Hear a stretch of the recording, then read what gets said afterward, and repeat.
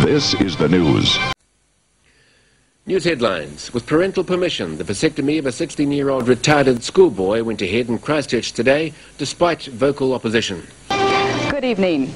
There are still a lot of questions tonight concerning yesterday's apparent suicide. Consider how much more difficult it is to be outrageous today. Society is much more tolerant than it used to be, and after beatniks and hippies, you have to be a little more daring in order to shock. Besides, rebellion is a healthy part of growing up. Scientists at the National Centers for Disease Control in Atlanta today released the results of a study which shows that the lifestyle of some male homosexuals has triggered an epidemic of a rare form of cancer. Punk isn't just a new look, but a pathway to drugs. Punk also is a loose term for the latest youth movement in this country.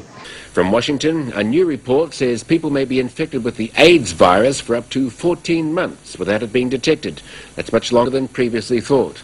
Ann Burford, named by President Reagan to head an environmental commission, last night called her new panel a nothing burger, a joke. The safety of children who ride school buses is a priority. It's 11 o'clock. Do you know where your children are? Coming up next here on the Channel 2 News at 6, a local cross burning and the arrest of a man in connection with an execution-style murder are apparently linked. Good evening, everyone. I'm Dick Gelfman. Across the world today, millions of Christians celebrated Easter. Well, I think it's different because it has no social value. Long Island's ocean beaches continue to be assaulted by a shifting slick of medical waste. A mysterious newly discovered disease which affects mostly homosexual men, but has also been found in heterosexual men and women. Donald Trump's new yacht is too big for its parking space. We'll tell you what he can and can't do about it. Join us at 10. Bad news today about the economic future. Good evening. At least 75 people have died today in a fire in the biggest hotel in Las Vegas. You know, it's like Jesus Christ died so that TV evangelists could drive big cars and live in big houses. You know, it's nowhere. Investigators have examined the habits of homosexuals for clues. Of course, this is not the first time that people who are slightly different have been branded as subversive and dangerous to society by those in power.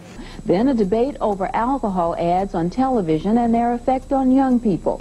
Music described as invigorating, raw, frenetic, angry, evil, blasphemous, social commentary. It's almost 1 month into winter. It is finally beginning to look and feel like winter. The winds of change continue to sweep through Eastern Europe.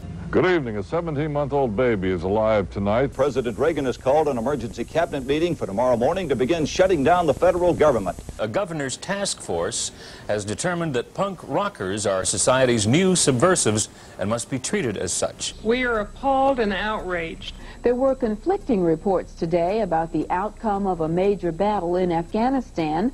The scientists say this probably means they are dealing with some new deadly sexually transmitted disease.